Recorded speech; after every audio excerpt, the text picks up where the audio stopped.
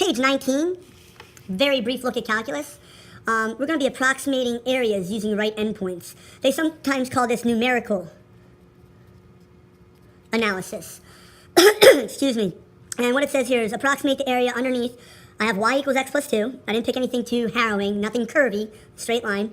By finding each of the 6 rectangles, there's 6 rectangles here, areas, and then find the sum. So I'm just approximating. I'm not finding the actual area. I'm just going to find the approximate area. And if you'll notice, when I made these right endpoints from -2 to 4, that the rectangles go a little bit above the line. So this is going to be what we would call an overestimate. An overestimate. All right, let's get started. It said by using right endpoints. So I split the interval up into 1, 2, 3, 4, 5, 6 equal rectangles. And then I chose the right endpoint to draw the rectangle for that particular approximation. And that's the right endpoint. And notice the last endpoint at 4 is there. Now, technically I should have had it on the interval from -2 to 4, inclusive. And like I said, that gives me 6 rectangles. Rectangle 1 has a base of 1 and a height of 1. Rectangle 2 has a base of 1 and a height of 2. Rectangle 3 has a base of 1 and a height of 3. Rectangle 4 has a base of 1 and a height of 1, 2, 3, 4. Rectangle 1, 2, 3, 4, 5. Rectangle 5 has a base of 1 and a height of 5. And rectangle 6 has a base of 1 and a height of 6. So I'm just going to find the areas of each of these rectangles and then add them up. I'm going to find the sum of those. So basically, you can make it look kind of technical with the sigma notation. And the first area is 1 times 1. And I'm going to add that. The second is 1 times 2. I'm going to add that, and that's 1 times 1, 2, 3.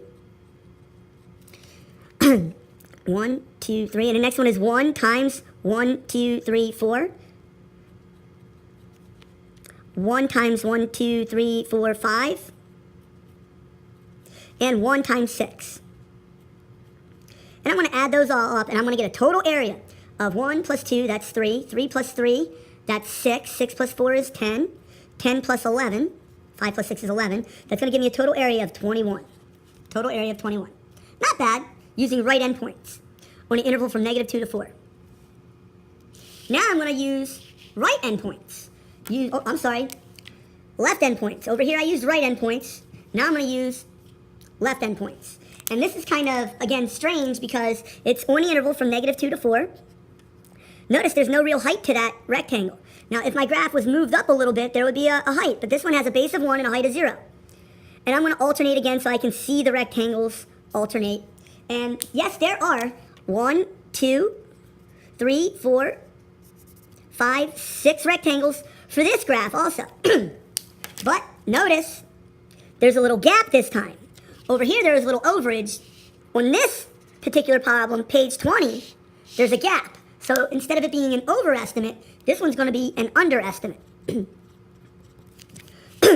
And let's find the areas. Let's add up the sum of the areas. We'll sum these up. So the base is 1 times 0, plus this base is 1 times 1, base times height, plus this base is 1 times 2, 1 times 2. I should actually be looking at this side because it's a left endpoint.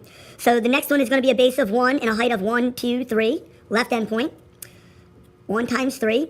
Next one, base of 1 and a height of 1, 2, 3, 4. Left endpoint. The last one, a base of 1 and a height of 1, 2, 3, 4, 5. Again, only the left endpoint. Let's multiply and add these up. So that's 0 plus 1 plus 2 is 3. 3 plus 3 is 6. 6 plus 4 is 10, and 10 plus 5 is 15. So this area is going to give me 15, okay? I was looking at the 21, I almost wrote it too. I wonder what the average of 15 and 21 are. I wonder what the average of 15 and 21 are. So 21 plus 15 over 2, that gives me 36 over 2. 18 is the average. I wonder if that's going to help me out. Again, this time, I'm going to use midpoints on the interval from -2 to 4, and finding the area of each rectangle. Notice, the midpoint, starting at 2 and 1, is actually -1.5. If I threw -1.5 into that, I would get 0.5, because 2 minus 1.5 is 0.5. This height, the same thing. If I threw -0.5, the midpoint, into that, I would get the height as 1.5. So I'm going to add up these areas. I'm going to add these areas up. And this base is 1, but the midpoint is at 0.5. So that's going to be 1 times the height of 0.5. Base is 1 times the height, which is 1.5. Base of 1 times the height, which is 2.5. Add them up. Base of 1 times the height, which is 3.5, to that midpoint. 1 times 3.5.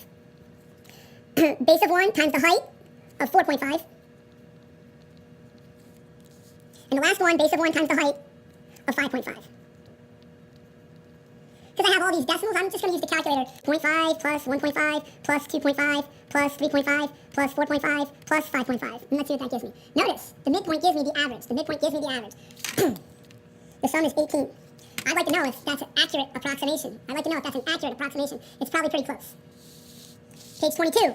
A very brief look at calculus. It's the same curve, or line if you want to call it that. X plus 2, on the interval from -2 to 4. Notice, I'm just going to find straight up the area of this triangle with a base of 6 and a height of 6. So for number 1, I'm just going to use the area formula, which is 0.5 times 6 times 6. And that's going to give me 36 cut in half, 18. That is, without a doubt, the exact area.